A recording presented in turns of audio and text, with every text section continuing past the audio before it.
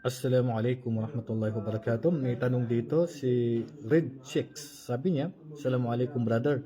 Pag nag-fasting ako, nag-fasting kasi ako pag nag-start na yung sala ng Pajar, paano po pag natulog ako? Malunok ko yung laway ko habang natutulog ako. Okay lang ba yun? Thank you po.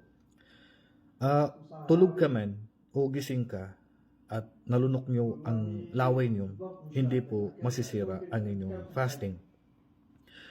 Yung gising ka nga, hindi masisira ang fasting mo pag nalulunok ng laway mo.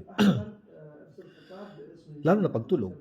So, ang paglunok ng laway ay napagkasunduan na po ng mga ulama natin na sila po ay naghatol na hindi ito nakakasira ng fasting. Kaya, ang payo natin, hindi nyo na po kailangan dura ng dura kahit saan kasi hindi po maganda yun. Okay? So, ang gawin natin, kung hindi naman tayo nagdudura before Ramadan, pagdating ng Ramadan, huwag natin magdura ng dura kasi ang laway ay hindi po nakakasira ng fasting. Wallahu a'lam. Assalamualaikum warahmatullahi wabarakatuh.